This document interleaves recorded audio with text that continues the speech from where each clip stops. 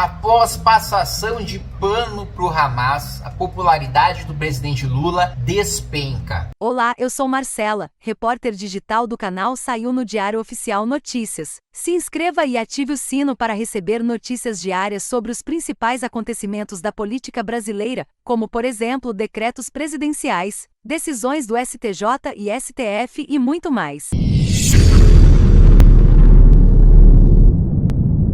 Olha, gente, muitas vezes a gente vê no Brasil gente que defende bandido, né? Gente que defende quadrilheiro, corrupto, gente que rouba dinheiro público, né? Muitas vezes a gente vê no Brasil, né, como se fosse uma história de super-herói, só que ao contrário. Na realidade, é o vilão que parece, quanto maior a atrocidade que ele comete, maior é o prêmio que ele recebe, né? Ou seja, quanto pior é a bandidagem, quanto mais absurdo é aquilo que a pessoa fala ou defende, maiores são os cargos que ela vai ocupar, os prêmios que ela vai receber. Basta lembrar, né, Dilma Rousseff, primeiro exemplo que me vem à cabeça. Nos comentários vocês podem colocar outros exemplos, né, de gente que foi premiada, né, ou pela incompetência, ou pela corrupção, ou pela maldade, por aí vai. Goleiro Bruno me veio à cabeça também. Pô, gente que hoje é fã do goleiro Bruno e vai tirar foto com ele, vai tirar foto com um assassino covarde que matou a mulher, né, um negócio absurdo. Agora, indo para o mundo político, né, Dilma Rousseff, a presidente criminosa, julgada e condenada pelo Congresso Nacional, né, já teve um prêmio de largada que foi manter os seus direitos políticos. Pôde disputar as eleições, e a parte boa dela ter mantido os direitos políticos é que, além de ter tomado um sarrafo no Congresso Nacional pelo impeachment, também tomou nas urnas em Minas Gerais, estava em primeiro lugar para o Senado e no final, assim, amargou uma derrota humilhante que eu acho que nenhum ex-presidente da República jamais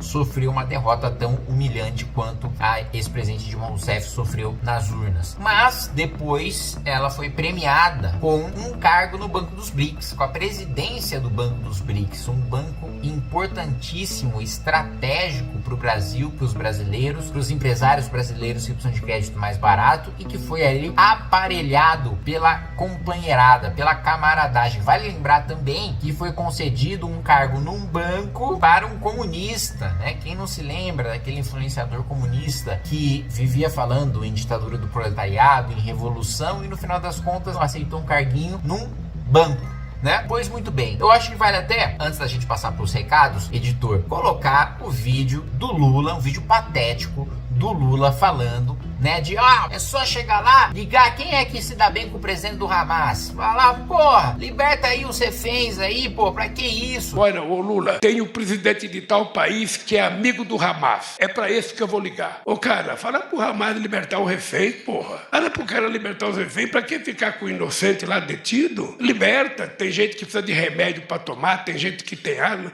liberta os reféns. E também falar pro governo de Israel, liberta os presos, liberta os sequestrados. Que coisa que é essa? Primeiro, assim, na canalice da falsa equivalência, como se um grupo terrorista que comete um atentado terrorista, que deliberadamente mata civis inocentes, sequestra, decapita, mata, tortura, estupra civis inocentes como maneira de impor a sua agenda do terror, e que tem em seu estatuto o objetivo não só de destruir Israel e o povo judeu, mas cujas lideranças pregam a perseguição a judeus no mundo inteiro, não apenas a Israel. É sempre bom ressaltar isso para rebater a falácia de que tem muita gente que pensa que a questão entre Israel e Palestina é uma questão territorial, né? Não é uma questão territorial, né? Vai muito além disso, né? É uma questão tão profunda, tão antiga, que leva a grupos como o Hamas terem em seu estatuto a defesa de que todo Israel seja morta. Aqui eu não estou falando de uma discussão político, né, diplomática, de que não, qual que é a solução que a gente vai dar para a questão da Palestina, como é que a gente vai fazer 2 estados, vai fazer um estado plurinacional, qual que é a solução. Esse é um negócio assim, esse é um debate que existe, que é absolutamente válido, e que gente de diferentes posições podem, dentro do campo democrático, né, defender aquilo que acreditam. Está gostando do conteúdo? Curta esse vídeo e fique conosco até o final. Outra coisa é defender antissemitismo e terrorismo contra judeus, apenas porque eles são judeus. né? Isso coloca, sem dúvida nenhuma, o Hamas como um grupo antissemita, radical, terrorista. Não é uma guerra entre dois países, entre dois estados democráticos de direito que seguem regras internacionais. Aliás, o único que sofre penalizações em relação a leis internacionais é Israel, é o Estado de Israel, justamente porque é um Estado e porque cumpre essas regras, né? Mas antes de continuar esse vídeo, eu vou pedir para você se inscrever no canal, para você clicar no sininho para receber as notificações, compartilhar esse vídeo com seus amigos e lembrar que nós vamos ter Congresso Nacional do Movimento Brasil Livre, o maior congresso político do país, o maior congresso da história do Movimento Brasil Livre. Dessa vez, você que já foi no nosso congresso sabe que a gente reunia ali 1.500 pessoas nos trilhos, né? Que era onde a gente realizava o evento antes. Dessa vez é um novo local, ainda assim uma estação de trem para manter a nossa tradição, mas um novo local, é um verdadeiro festival, não só com debate político, mas com workshops, também uma confraternização gigantesca com,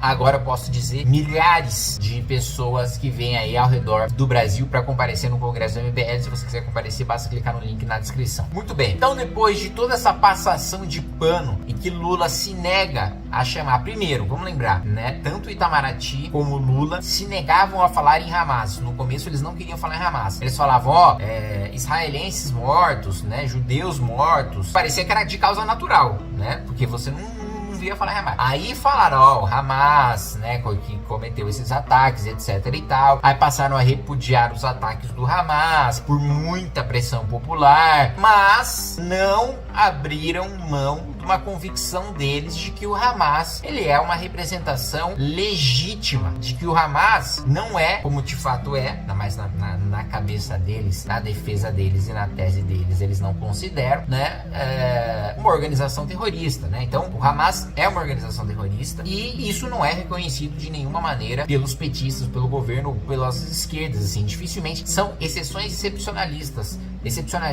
as esquerdas que reconhecem que o Hamas é um grupo terrorista, o que é bizarro, porque a questão Hamas-Israel, diferente da questão Palestina-Israel, não é uma questão de esquerda ou de direita, não é uma questão de visão ideológica, né? É um grupo terrorista, comete um atentado terrorista contra uma nação pacífica que respeita os direitos humanos e é muito tolerante com todas as religiões, as etnias e credos, enfim, né, dentro do seu país. O Lula, né, mesmo assim mantém a sua posição e isso pegou muito, mas muito mal, né? Para vocês terem uma noção, o Lula já está sendo aí, pode terminar o primeiro ano de mandato como um dos presidentes que em primeiro ano de mandato, né, termina com uma das piores popularidades, né? Hoje, diz a pesquisa da Quest, o Lula, ele é aprovado por 54% dos entrevistados e rejeitado por 42% dos entrevistados. Em agosto, na última pesquisa, Lula tinha 60%, ou seja, a aprovação dele caiu 6% de aprovação, e de desaprovação ele tinha 35%. Então a desaprovação subiu 7% e a aprovação caiu 6%. Nisso, num cenário em que o Lula teve muita sorte, eu precisaria de outro vídeo inteiro para desenvolver isso, mas ele teve muita sorte em relação, principalmente ao agronegócio brasileiro, que não conseguiu escoar sua produção e que, portanto, teve que vender tudo no mercado interno, e isso fez com que, de maneira temporária e artificial, né, o preço da carne, o preço da proteína, o preço de determinados grãos se mantivessem em patamares menores do que em condições normais.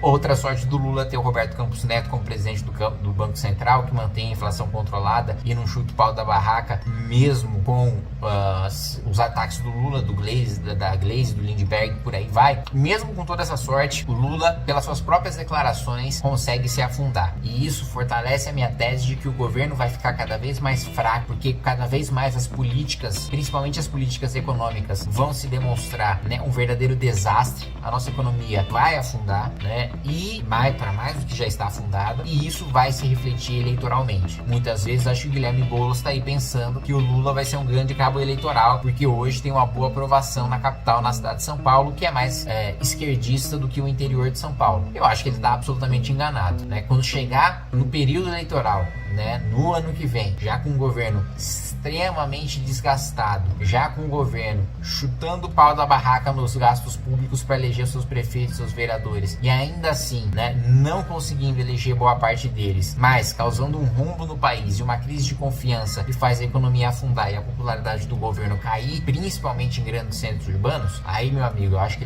o Boulos vai querer se afastar do Lula. Enfim, tá aí um motivo, né, muitas vezes a gente vê os vilões prosperando, né, gente sendo premiada pela sua canalice, mas essa pesquisa mostra que toda a besteira da condução ou da falta de condução do Lula à frente do seu país, e também das besteiras que ele diz em relação a Hamas, a Israel, achando que ele vai resolver tudo numa negociação coletiva, como se ele estivesse falando não com uma organização terrorista em um Estado Democrático de Direito, como se ele estivesse falando com 2 sindicatos. Parem com essa guerra! Por tudo que eu compreendo, que eu leio, que eu escuto, seria resolvido aqui no Brasil numa mesa tomando cerveja. Se não na primeira cerveja, na segunda. Né, um sindicato patronal, um sindicato dos empregados, ele fosse acertar o salário mínimo, a jornada de trabalho ali, alguns benefícios e fosse resolver o Lula já se colocou à disposição para resolver o conflito entre Israel e Palestina. Coitado, o sujeito não conhece sequer um dia de história desse conflito, que mais os milhares, né, de anos em que a história vai a fundo em relação a essa disputa e esse conflito. É isso, meus amigos, um abraço e até mais. Que bom que você ficou aqui até o final. Nossos vídeos vão ao ar de segunda a sexta às 19 horas. Compartilhe esse vídeo para que mais pessoas saibam o que está acontecendo em nosso país. Vejo você no próximo vídeo.